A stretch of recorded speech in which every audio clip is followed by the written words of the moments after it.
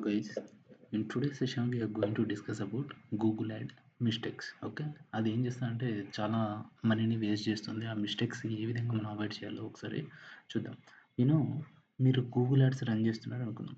Every month thousands of rupees మనం ఈజీగా spend చేస్తుంటాం. బట్ ద ప్రాబ్లం ఏంటంటే యాడ్స్ రన్ అవుతున్నాయి కానీ యాడ్స్ రన్ అవుతున్నాయి, క్లిక్స్ వస్తున్నాయి, తర్వాత మనీ స్పెండ్ అవుతుంది. బట్ లీడ్స్ రావట్లేదు అండ్ సేల్స్ కూడా జరగట్లేదు.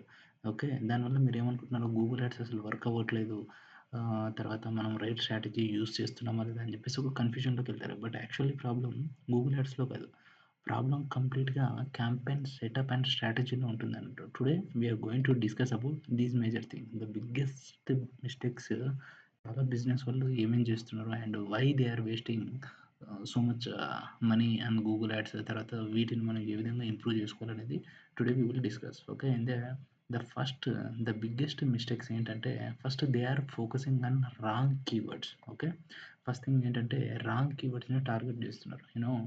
For example I will show you one thing.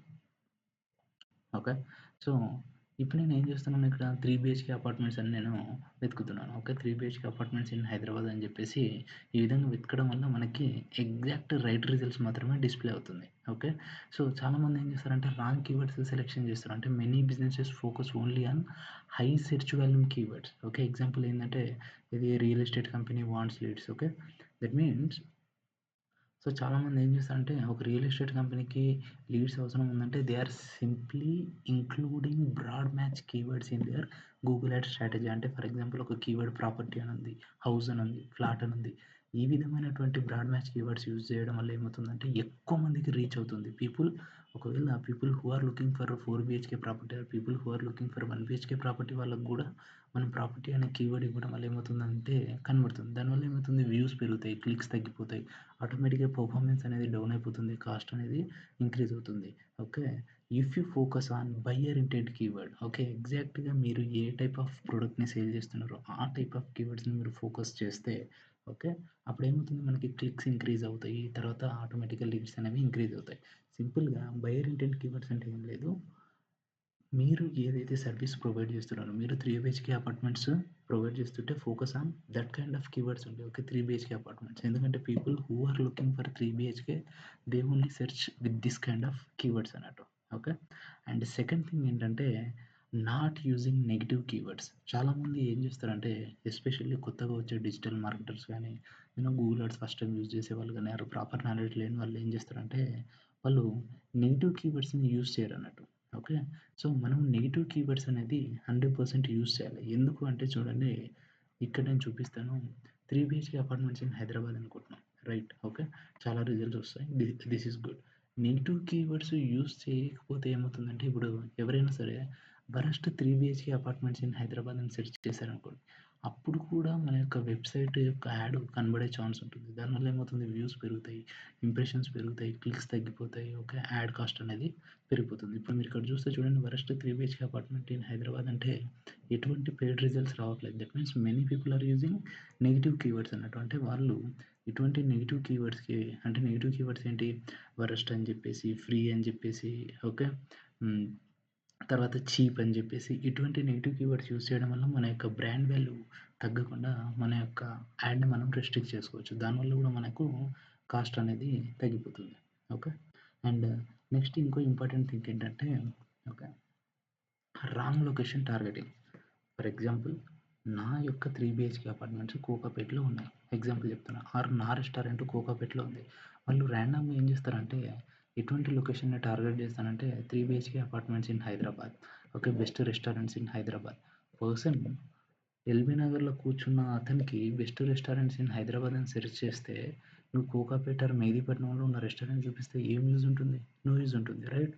If you focus on right target. Okay, LB నగర్లో కూర్చున్న వాళ్ళకి ఎల్బీ నగర్ లొకేషన్ని టార్గెట్ చేయండి, కోకాపేటలో కూర్చున్న వాళ్ళకి దాని సరౌండింగ్ లొకేషన్స్ టార్గెట్ చేయండి, అండ్ బయ్యర్ ఇంటెంట్ కీవర్డ్స్ని టార్గెట్ చేయండి. Okay, so especially this restaurant consumer products ఏవైతే ఉంటాయో వాళ్ళకి వాళ్ళ యొక్క లొకేషన్ రిక్వైర్మెంట్ని బట్టి మన యొక్క కీవర్డ్స్ని ఇంక్లూడ్ చేయడం వల్ల, మనం రైట్ లొకేషన్ని టార్గెట్ చేయడం వల్ల కూడా మనకు యాడ్ కాస్ట్ అనేది తగ్గిపోతుంది. ఓకే, అండ్ నెక్స్ట్ ఏంటంటే sending traffic to wrong landing page అన్నట్టు. ఇప్పుడు నేను ఒక సింపుల్ ఒకటి చూపిస్తాను చూడండి. 3 బిహెచ్కే అపార్ట్మెంట్స్ ఇన్ హైదరాబాద్ అని నేను క్లిక్ చేశాను. ఇక్కడ ఒక లిస్ట్ వచ్చింది. Okay.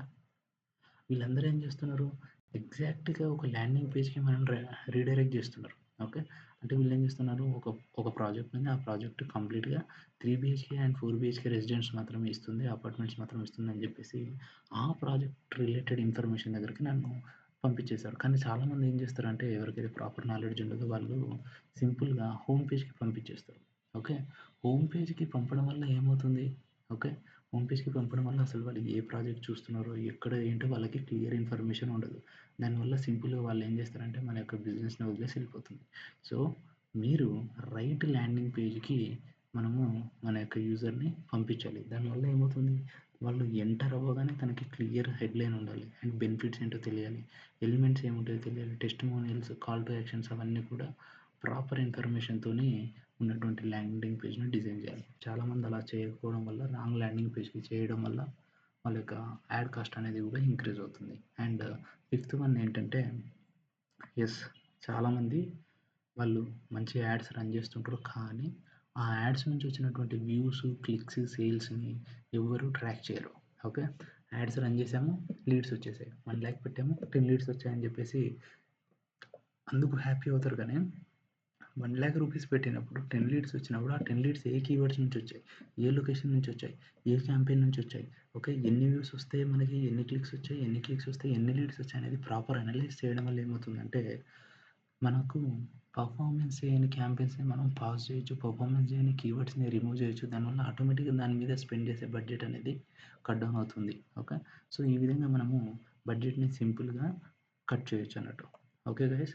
So, remember, Google Ads failure happens because of wrong keywords and no negative keywords and poor targeting and also bad landing page and no conversion tracking. అంటే మన యొక్క performance ఏ విధంగా ఉందనేది ట్రాక్ చేయకపోవడం వల్ల. So, Google ads is not about spending more money. It's about right audience, right message, right strategy. When strategy is correct, even a small budget can generate more quality leads. Okay guys, if you want to know more this business related digital marketing tips and updates, subscribers, and అలాగే మీకు ఈ video నచ్చినట్టయితే like చేయండి. Thank you.